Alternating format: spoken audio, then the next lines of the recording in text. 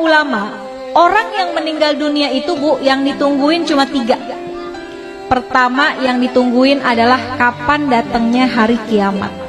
Tuh yang ditungguin sama yang udah meninggal dunia. Kalau orang yang meninggal dunia orang soleh, ahli ibadah, sekalipun wafatnya udah puluhan tahun, ratusan tahun, tapi ketika dia di dalam kubur rasanya kayak cepet banget, gak terasa.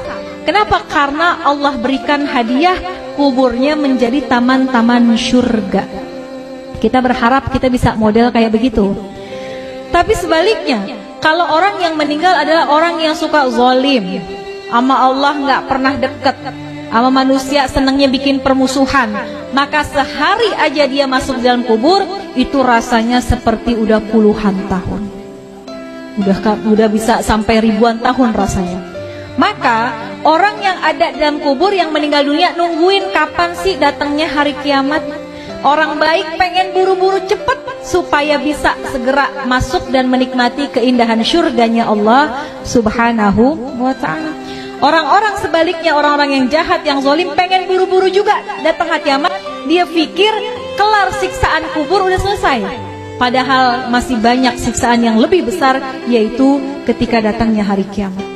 Maka pertama, orang yang meninggal nungguin kapan datangnya hari kiamat. Yang kedua, orang yang sudah meninggal, kata ulama, yang ditungguin kiriman doa dari yang masih hidup. Makanya kalau peringatan haul kayak gini Bu, yang paling girang adalah orang yang dihaulin.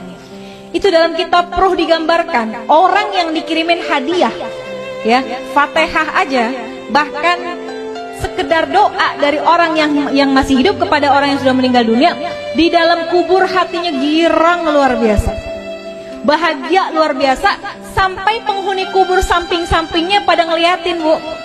Kayak orang lagi di pesantren, ditengokin sama orang tuanya, dibawain makanan, kan temen-temennya pada ngeliatin tuh ya. Tuh sama ceritanya seperti apa yang ada dalam kubur. Kalau orang tua kita dikirimin Fatihah, dikirimin doa sama anaknya, maka girang banget hati orang tua kita. Tuh penghuni kubur lainnya pada ngintip, kalau bahasa kita dikirimin apaan sih gitu ya. Maka mereka sangat menunggu kiriman doa daripada keluarganya yang masih hidup di dunia. Bahkan diceritain Bu, kalau yang ngirimin anaknya, keturunannya, itu malaikat akan membawa doanya menggunakan nampan yang terbuat dari emas.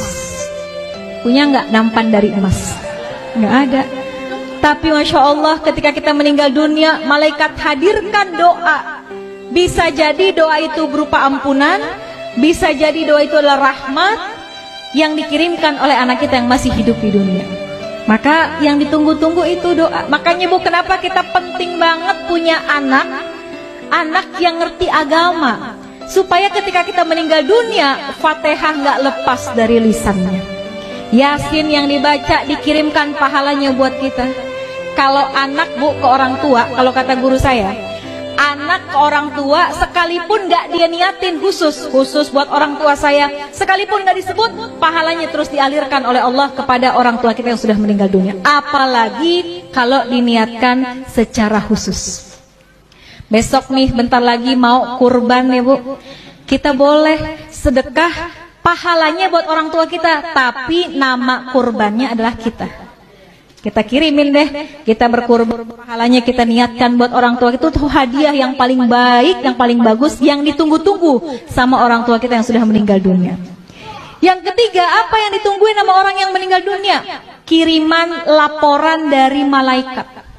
Tuh malaikat itu Bu ngirimin laporan tentang anak cucu keturunannya. Kalau anak-anaknya pada soleh, solehah, pada ahli ibadah, orang tua kita girang dalam kuburnya. Ya Allah, girang hatinya.